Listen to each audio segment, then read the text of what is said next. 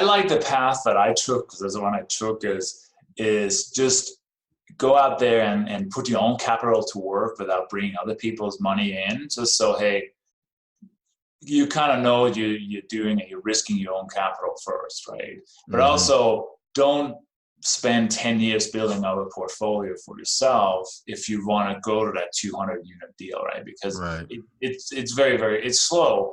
Although in the end of the day, you may own the full portfolio by yourself. And if you have 10 years and you like your job, hey, that's totally fine.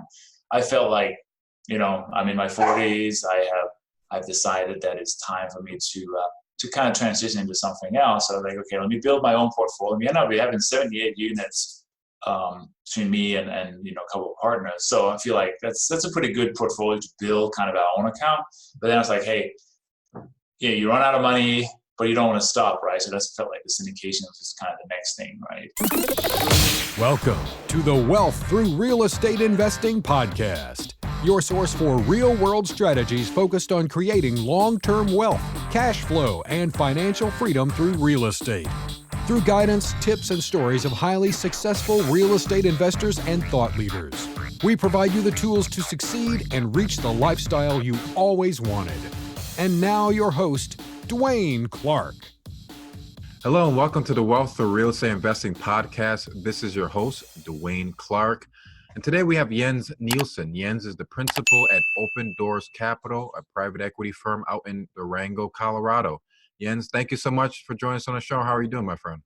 I'm doing great, Dwayne. I really appreciate the opportunity to talk to you today. It's going to be a lot of fun to kind of catch up and talk about what's going on. Yeah, look forward to it. Love talking to other fellow investors, learn about their business strategies and how it can help us moving forward. But before we kind of kick things off, would you mind sharing for the audience a little bit about your background, how you got started in real estate? Yeah, absolutely. So as people may notice, I have a little bit of an accent. I grew up in Denmark, came to the U.S. in 1996. So it's been about 13 years since I've been here. Started out on the East Coast and did what everybody's supposed to do. I didn't have a degree when I first came here, so I went to college and got my undergrad and my graduate degree in kind of the computer and IT field. And for many years, worked both in telecommunication and then in IT, starting out, as I mentioned, in Maryland, was there for 10 years. And then my wife and I have always enjoyed the West, so we slowly made our way west. So in 2006, we moved to Albuquerque, New Mexico, which is probably a place not too many people are familiar with, but it's wide open spaces and desert, but also mountains and just a great, beautiful area. And then about 8 years ago, slightly less than 8 years ago, we moved to Durango, Colorado. It's a small town, southwestern part of our state, kind of right on the border between the desert and the mountains. So that's how I ended up here, because I really like the outdoors, like skiing, biking, and all those things. But still, working in the corporate world, because that's what I thought you were supposed to do. Work, your full-time job and saving your 401k and get your 2 weeks vacation. And then that's the American dream, right? And one day I just realized, hey, this is awesome. I'm making good money, I'm saving. But in reality, if I, leave my job tomorrow, there's no secondary stream of income. There's no safety net, if you will. So I decided, hey, I really need to change that trajectory. I need to find a different way of securing my family's future, and just try to leave a legacy, right? And that's where I discovered real estate, because I felt like anything else I looked like another job. I could go and be a consultant. I could go and, do some internet business, but it also just another job. I felt real estate, you really have the opportunity to leverage other people's money, other people's talent.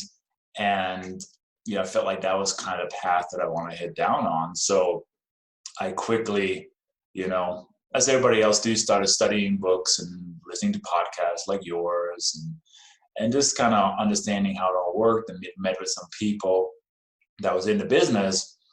And we had saved some money. So I was like, hey, let me go and buy a fourplex. Let me go and start out and see what this is all about, right?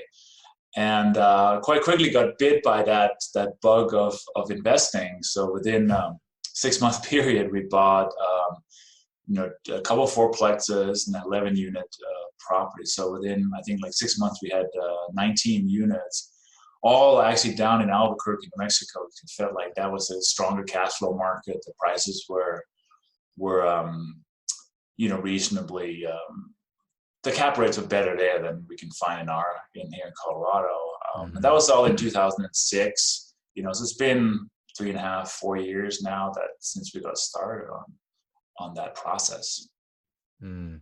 So that kind of like that, the educational process, the podcast, reading books or like that. So it gave you just enough confidence because, in IT, I mean, it's a very, I'll say systematic, you're kind of learning things, figuring things out. So you seem like they had that acute for the knowledge for it and able to go into the real estate side.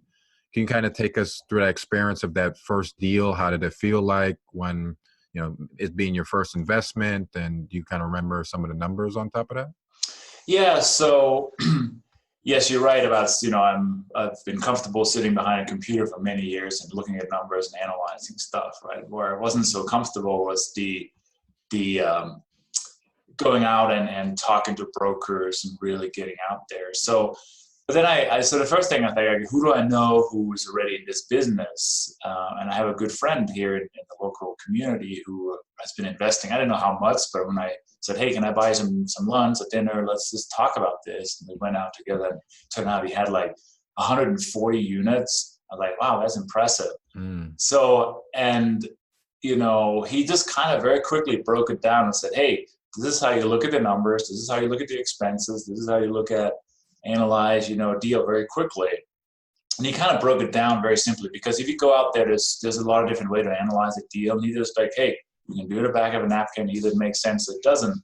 And by the way, go to Albuquerque and call up this gentleman. He's a good broker. He's helped me to do a lot of deals, and he loves to work with new investors. I'm like, okay, cool. Let me do that. Call up this broker. And I said, hey, I want to buy, fourplex, here's kind of my criteria. What do you have? And, after a month or two, we found this deal. And, maybe it's, you being in the Northeast, and you may kind of, the numbers here kind of crazy, but we bought 4 units in 2016 for $117,000, I think we paid for it. It needed some work, so we went in there and put flat roofs are very common here in the desert in Southwest. So we put new roof on there, did some stucco rework, fixed up 2 of the units that were vacant that we moved in. So when we bought it, so I think we put $25,000 into it at that point. We did the parking lot, so we're in that deal for $140 or something like that. Got it filled pretty quickly, and the rents were $600, so that was $2,400 of income for a mortgage of a monthly payment of $600, whatever it was, right? So it makes a lot of sense, right? The numbers kind of worked out, and I kind of got pretty excited about that business once I saw how things were actually working in real life, And as far as kind of like what you're doing now, what's kind of like your current business model now? Like what type of properties that you're acquiring? Are you looking at those type size properties, or are you looking at bigger ones? And what's kind of like your current portfolio looking like? Yeah, no, it definitely changed. After these first smaller deals, I also realized that a smaller unit is a little harder to manage. We actually just sold one of the ones on Friday that we had bought there about 3 years ago, because I want to get out of the smallest properties, because in reality, management is more of a challenge. It's more expensive to manage and so forth. So we've quickly, we bought then 38 unit. We bought a little bit after that with a couple of partners as a JV. And then I kind of let me actually step back, because I think you asked about the education and everything. I did sign up to become part of kind of, one of these kind of coaching, mentoring team, because I want to make sure I understood what I was doing. Yeah, fourplex in my own account, no big deal, but I wanted to grow bigger. I wanted to scale. I wanted to really grow this business, because I have a tendency just to jump into both feet and just go with it. So I did get involved in a coaching program, really would learn the business. And then I kind of opened my eyes, had my eyes open to this idea of using other people's money and syndications and joint venturing, right? So we did our first joint venture. It's been a year and a half ago. We did a first joint venture, 38 units, also down there in Albuquerque. Pooled some money together and been, kind of working through that process to rehabbing that deal. So that's moving forward. And then, this year, actually, I started really partnering with people that are doing syndications, larger 200 unit deals where we, buy a property that's, 10, 15, $20 million, raise money from passive investors and buy that deal and then operate and run it for it. So that's what I've been focusing more on this year. And that's really just growing and really expanding that, my effectiveness in the business. I love that transition, kind of like you learned, got your feet wet, went to the the fourplex, and then moved up to the the JV, and then now the syndication side. Yeah, that's awesome. Can you kind of talk about the just for people that are new to it, as far as kind of like you moving over to the real estate side, how's that transition? Or are you still currently working at your company, and then Yeah. so you like kind of transitioning over to for the syndication side? Yeah, I'm still working. It's not a get rich quick scheme. Obviously, it's kind of do it slowly and do it methodically. So I'm still working, and I felt like the way I could add value to some of these general partnerships, these syndications, were through my network of people that I have, friends, business associates, just people I met along the way. So I really had a lot of these conversations with people about the benefits of investing in real estate. So I've had these syndications, through raising equity, underwriting the deal, do due diligence and so forth. But I feel like given where I am in a small town, not the easiest access, that really, tapping into my local network has been hugely effective. And people see the benefit. They realize they want to invest. The numbers don't make sense here. And instead of for them going to, bigger city and buying a small property, they'd rather put their money to work passively in a deal. And I've been able to communicate that, show them the numbers, and giving them confidence in what we're doing makes sense, right? So that's really where I've focused on is that building those relationships with investors, and that's worked pretty well. And it's something I can do, in my spare time, in my lunch hour, and the evenings, the weekends, and so forth. Awesome. Can you kind of talk about kind of the New Mexico market? I'm not too familiar with it. I know kind of like a high level view of it because I have a couple investor clients in that area. But maybe you can tell us kind of like what you like about it, some characteristics of it, to see that you guys are attracted there. Yeah. So New Mexico it's taken a while to recover from the 2008-9 downturn. It is coming back, and Albuquerque being the biggest city, it's over 1 million people there. And what we did like was they're not doing a lot of new construction there. So there's a lot of kind of older properties there that has a value add component if you're willing to spend the money and fixing them up. And since they're not building a lot, there's always really high demand for rentals.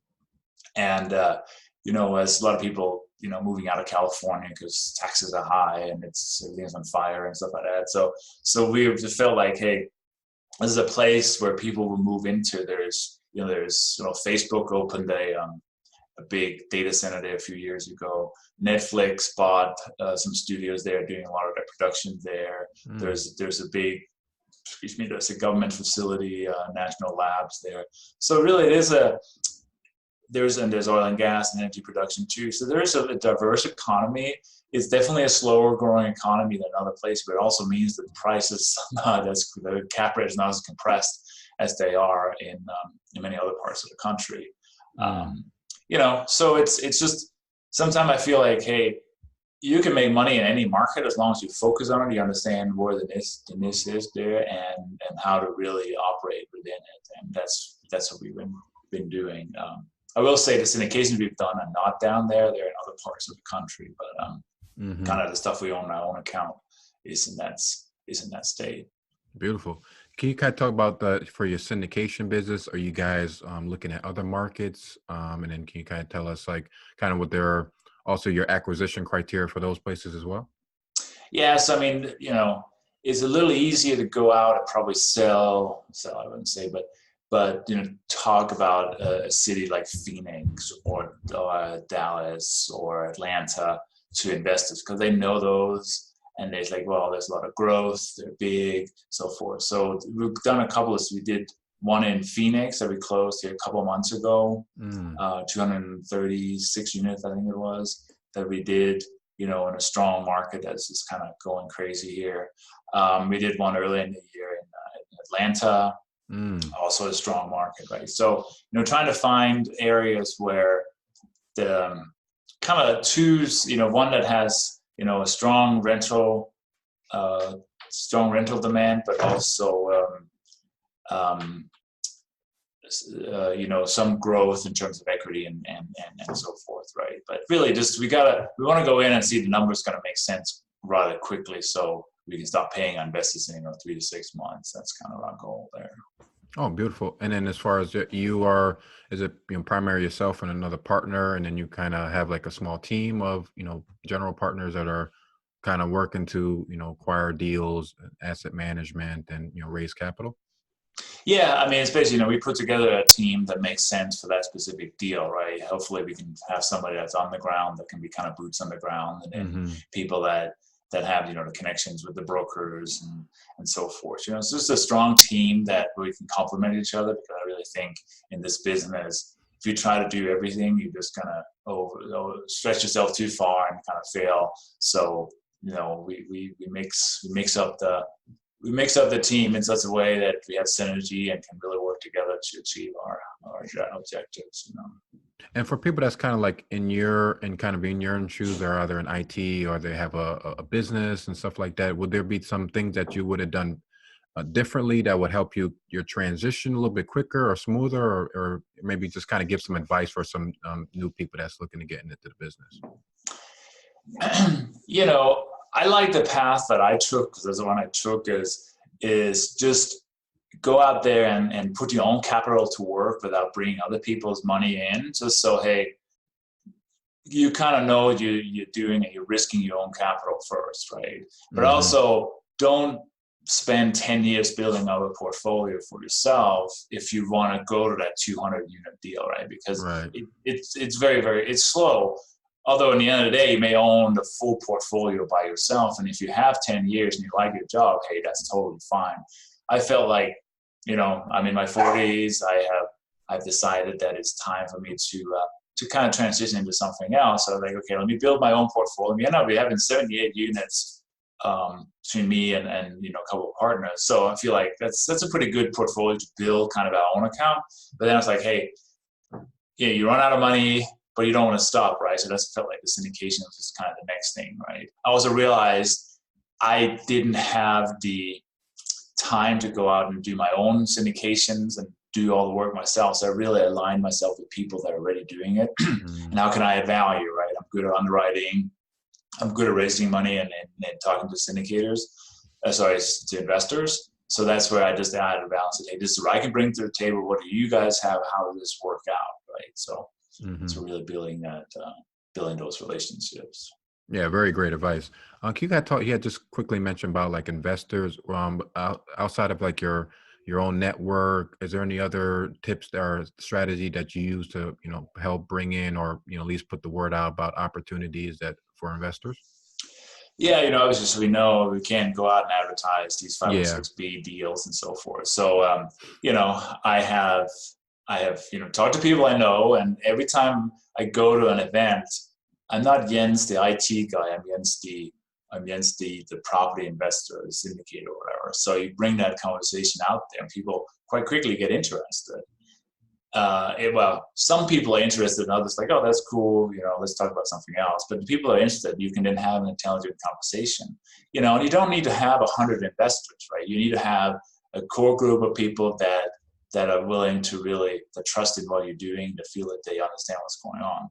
So I've had those conversations. I started a meetup, so that's another way to meet people. I've been on podcasts and have connected with people this way, and referrals, right? So if my friend Joe invested in me he may say, well, you should talk to my friend Paul, and then talk to Paul and so forth. So referrals, so just kind of I've just grown it very organically, and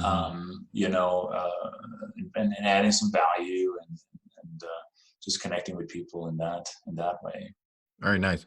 For your meetup, are you doing like once a month, or you do more than once just once a month right now? Just that's really my bandwidth right now to do that. So very cool. Yeah, because we do the same thing here. I'm just curious and if there's anything different that you're doing. But yeah, it's like I said, you're doing like excellent steps. You're building your portfolio, building the syndication business. Like I said, building the brand, the business, to let people know about real estate, and then if they want to come into your network to invest, like I said, that's a great way of doing it. What's kind of like a typical work day? Do you have any special morning routines that allow you to kind of balance all of this? Because many people are saying like, how do you do it all? So I'm curious.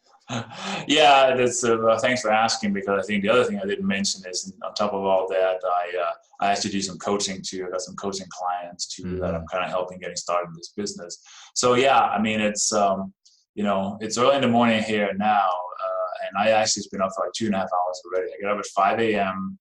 and I kind of spend this. I have it as what I call an hour of power. So I spend 1 hour to really just focus on starting the day with intention. I do about 20 minutes of some exercise. Could be some core exercise, some yoga or something. So just get the blood flowing, get the body going. And then I have, that's 20 minutes of that. Then I have 20 minutes of reviewing my goals. So I have set goals in all aspects of my life. What's my breakthrough goal? What's my family goal? My philanthropy goals? What's my physical, those types of things. I set goals around all those things, and I review them, and I look at them, and I kind of visualize meeting those goals already. And then I go and do some journaling. I have a journal, and I write some stuff down. And I ask myself some questions every day. Who can I help today? What can I create today? What am I grateful for?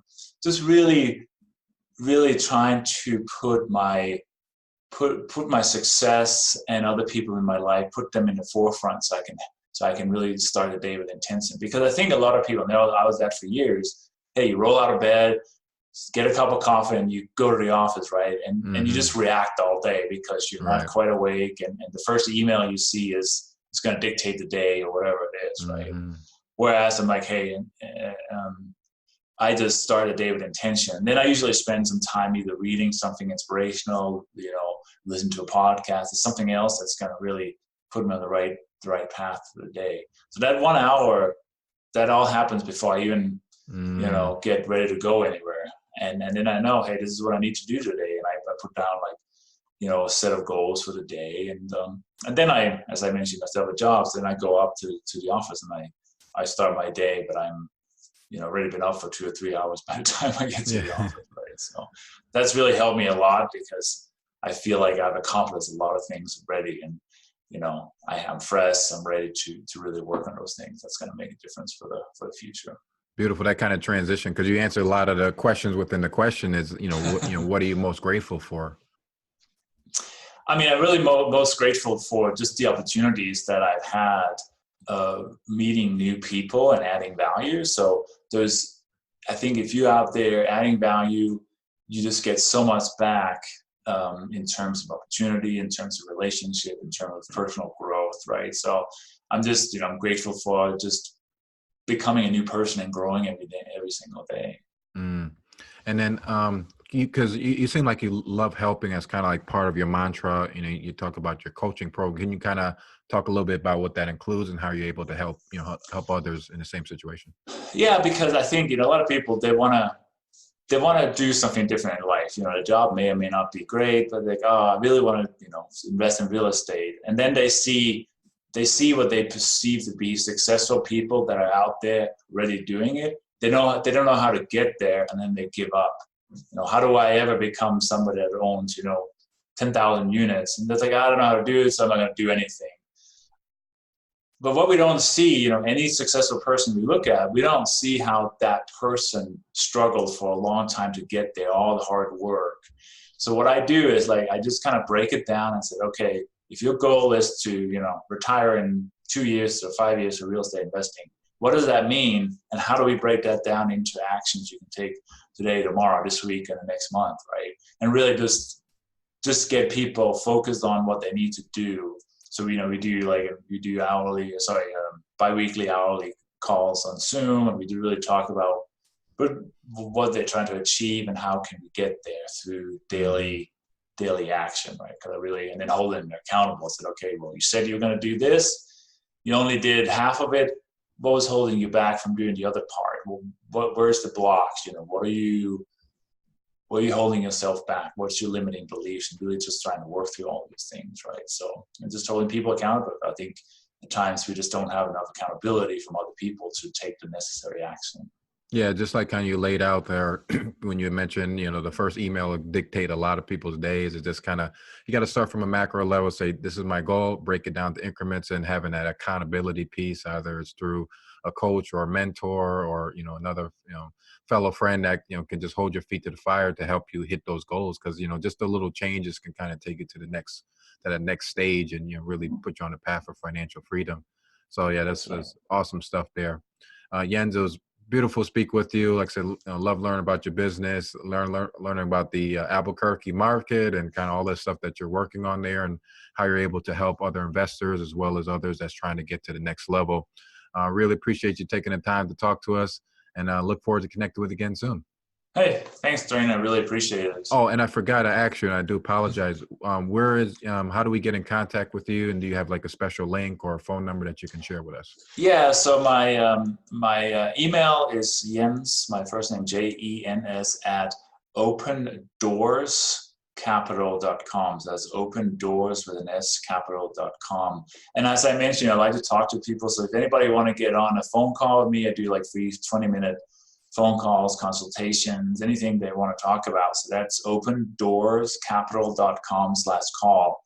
You can go there, you can sign up on my calendar, pick a time, and we can just talk about real estate investing. We can talk about how to get started, how to grow it to the next level. I love to just chat with people. I've had hundreds of calls this year, so that's really a great way for me to connect with people throughout the country. Absolutely. Yeah. Again, I apologize for missing it the first time, but yeah, so we'll make sure to have that on the show notes, folks, and then we'll send that out in our newsletter. But again, reach out, connect with them, get it on the phone with them. And again, like I said, I appreciate you, giving us some insight and the contact information to get in touch with you. Thanks, Dwaine. Appreciate it. Have a wonderful day. Absolutely. Take care. Thank you. Thanks for joining us on this episode of the Wealth Through Real Estate Investing podcast. Don't forget to subscribe and leave us a review on iTunes or the listening platform of your choice. Also, please check us out at DwaineLClarke.com, as well as find us on Facebook for more useful content and resources.